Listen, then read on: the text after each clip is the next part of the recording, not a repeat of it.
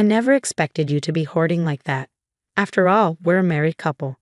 There's no reason I shouldn't utilize our shared assets. It's even worse to hide it while looking down on me. My husband and mother-in-law continued to talk as they pleased, and I grew increasingly disgusted with them. Finally, I decided to confront them with reality. By the way, have you checked the name on the passbook? I interjected, exasperated. My name is Lillian, and I'm turning 42 this year. I've been married for 17 years, and before that, I worked at a company. After getting married, I quit my job and started working part-time at a local supermarket. I met my husband Easton at work, and at the time, I thought he was an ordinary and kind man. That perception changed about 6 months into our marriage. One day, while I was preparing dinner, my mother-in-law suddenly visited our house without any notice. My husband hadn't come home from work yet, and I thought there might be some urgent matters, so I let her in. As soon as she saw the living room, she let out a big sigh.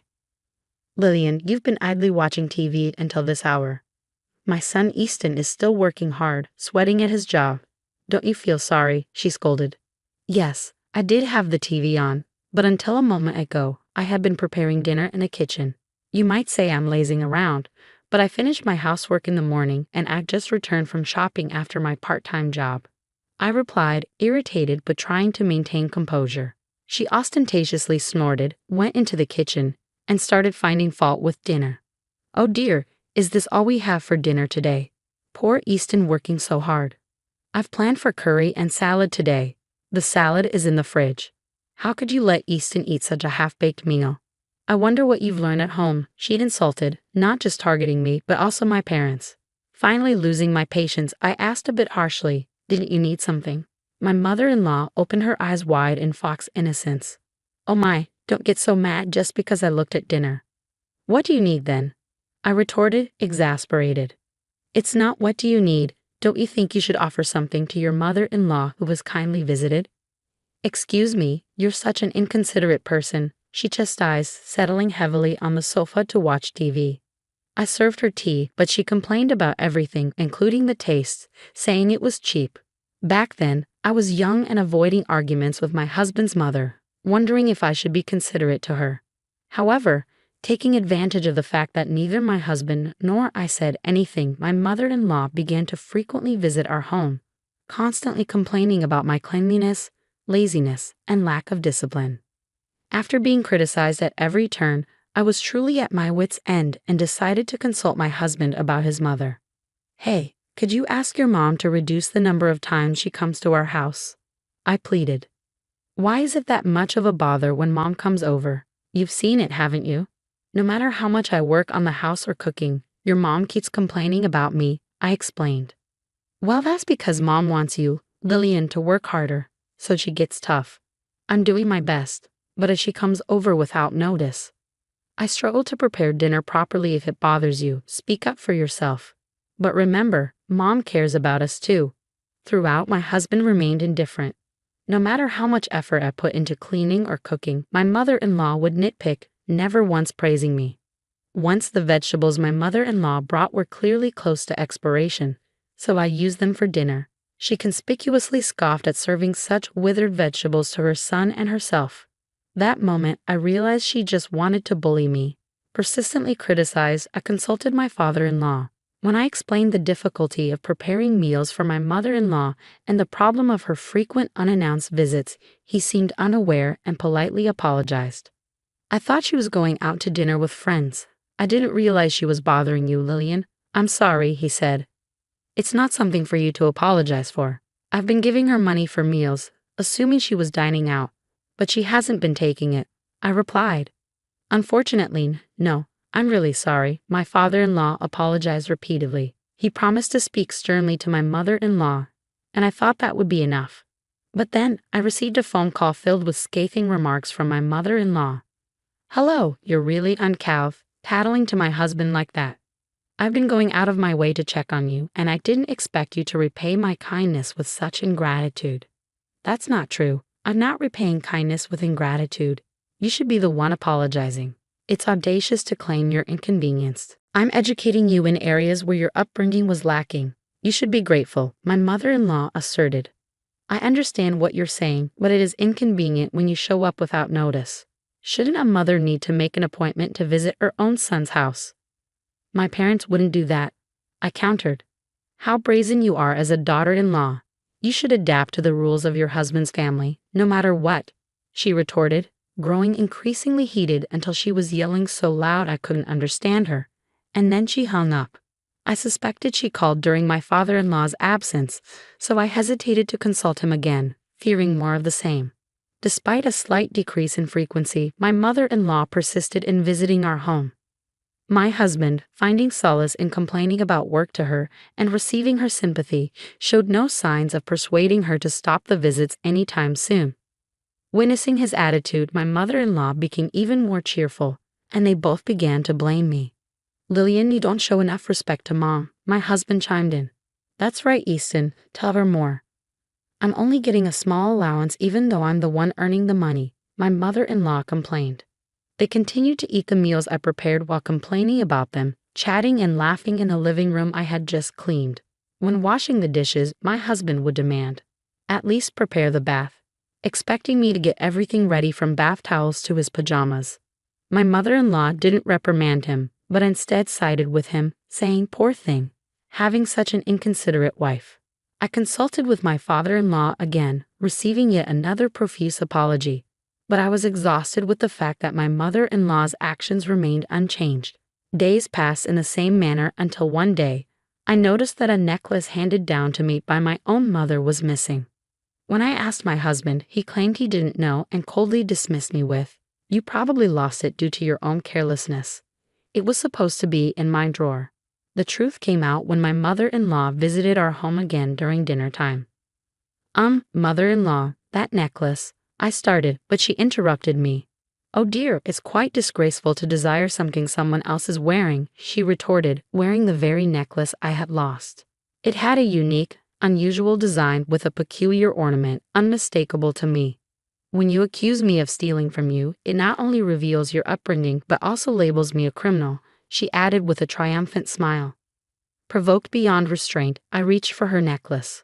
My mother-in-law purposefully screamed, and just then my husband, who had returned home earlier than usual, opened the front door. Seeing me, he pushed me hard, causing me to crash into the wall and crouch down in pain. He then turned to me, accusing, "Just like Mom said, you've been bullying her while I'm not here, haven't you?" "That's right, Easton. Lillian is really terrible," my mother-in-law chimed in. "I just wanted to get along." "No, listen, the necklace your mother is wearing is the one I said I lost. I don't want to hear any excuses," I pleaded. "Mom, let's eat out tonight. You better reflect on your actions," my husband declared, pulling my mother-in-law away. "Such a sweet boy, Easton really is a good son," she praised, leaving with my husband. The shock of not being able to retrieve my necklace, along with the anger towards my husband for siding with my mother-in-law without even listening to me, made my pent-up frustrations explode. That same day, I decided to take revenge. Once again, I had a talk with my father-in-law. While he apologized to me, he listened attentively to my story. I discovered that he was also fed up with my mother-in-law's outrageous behavior. During this conversation, I decided to devise a plan. When my mother-in-law, as usual, came to our house without learning her lesson, flaunting the necklace and enjoying my reaction, I deliberately told her, "I forgot to buy something. Could you look after the house for a bit?" Normally, she would have retorted with something scathing. But this time, she smiled sweetly and agreed, saying, "Of course. Why don't you take your time? You're always busy with housework." "Thank you." Leaving my mother-in-law at home, I went out alone to the supermarket parking lot, holding my pounding heart, testing the malice of those close to me. If I could get definitive evidence, I could take my revenge. Yet, part of me also hoped that my mother-in-law and husband would reflect on their actions and change. Exactly 30 minutes later, I returned home with shopping bags. What greeted me was my mother-in-law in the living room, messily eating dinner with my husband. "Oh, you were late, so we started without you." Today's dinner was more plain than usual. "Don't you feel sorry for Mom?" my husband remarked. "But I asked mother-in-law to wash the house because I forgot to buy something," I interjected. "No more excuses. Be careful next time," my husband retorted, acting even more arrogant because of my mother-in-law's presence. I couldn't help but sigh, looking at the pot with only bits of vegetables left. I felt more disgusted than angry at my husband, who didn't even think to leave some food for me. I realized there was likely no future where these two would reflect on their actions. After cleaning up dinner, I checked what happened to the trap. As expected, it seemed like the trap had been set off. Seeing it, my husband smirked, mocking me, looking uglier than ever. His triumphant smile resembled my mother-in-law's when she showed off the necklace. I couldn't help but laugh, realizing that the day of revenge came sooner than I thought. On my husband's day off, both him and my mother-in-law called me to the living room. Seeing the two of them in high spirits, I sat across from them, pretending to know nothing. "Hey, why didn't you tell us? What are you talking about?" I feigned innocence. "About the bank book. If you had that much money, you could have told us. Now you can show filial pity to Mom too," my husband chided. "I don't understand what you're talking about," I replied, maintaining my composure. "Don't play dumb. We're talking about your bank book," my mother-in-law interjected. "Oh," I managed to say without showing any signs of panic. They happily started laying out the estimate papers for a single-family house on the table.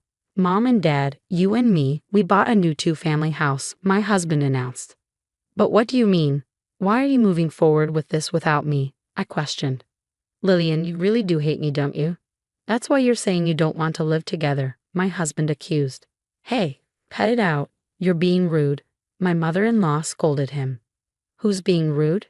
It's far more disrespectful for you two to use my money without my permission," I retorted. "People with bad upbringing really have bad mouths," my mother-in-law snapped back. I struggled to suppress a laugh at the two of them, amazed at how terrible they truly were.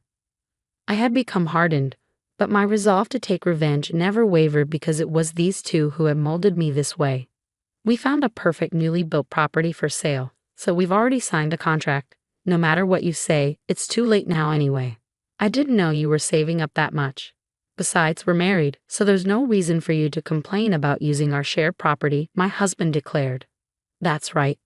It's worse to hide it," my mother-in-law chimed in. By the way, did you check the name on the bank book?" I interrupted. The two of them froze at my words. Seeing that, I finally couldn't hold back and burst into laughter. They checked the name on the bank book and then looked at me with faces drained of blood. "What the hell is this? It's exactly what you're seeing. Why is it under our person's name?" my husband exclaimed. "I never said it was my bank book, so what does that mean? You stole Dad's bank book, you thief," I accused. "Who's the thief? You went out of your way to pry open a locked drawer and took it, but you were hiding it so carefully. Oh, so it's okay to steal things that your daughter-in-law treasures? I guess that's how you were raised, mother-in-law," I retorted. "Don't talk back to Mom. You should watch your mouth," my husband interjected. "Do you know why father-in-law gave this to me?" I questioned. "Why? What are you saying?" my husband asked. "I heard from father-in-law about the reason mother-in-law has been spending so much money lately. You two took a vacation while taking time off from work, didn't you? Well, that's it. It seems you told the company whatever you wanted as the reason for taking time off, like I had a fever or went back to my parents' home," I revealed. I received a call from the department head, and he was speechless when I told him the truth. Finally realizing their predicament, the two exchanged troubled glances. But I had no intention of forgiving them over something like this. While we were silent, the doorbell conveniently rang. When I went to the entrance and brought the visitor into the living room, the two let out a small scream. It was my mother-in-law, who had come to our house unannounced. I contacted my father-in-law. "Why are you here? I've told you countless times not to cause trouble for Lillian," he admonished. But there are no buts." "When will you two start behaving properly, Dad?" I interjected. She had your bank book," my husband blurted out. "So what are you calling her she for?" my father-in-law retorted. "I didn't raise you to be so rude. You're old enough to know better. It's embarrassing to hear you calling Mom all the time. If you can't treasure your wife, what's the point of calling her she? If you say that she has treasured me too, are you saying you're not being treasured?" my husband countered. "I've been working so as not to cause you trouble, and I thought I'd manage to save a decent amount of money. I've tried my best to give you both financial freedom, allowing you to do as you please. And now you expect me to turn a blind eye to the mistreatment of your wife." Throughout this exchange, whenever they tried to make an excuse, my father-in-law would fire back tenfold until they were rendered speechless. He delivered the final blow to the two who were shrinking and hanging their heads. By the way, about the bank book I left with Lillian, my father-in-law continued. I told her to take it as a nuisance fee because I felt bad about how much trouble you two have been causing. No matter how much I warn you, you continue. And you two even bought a house with that stolen money.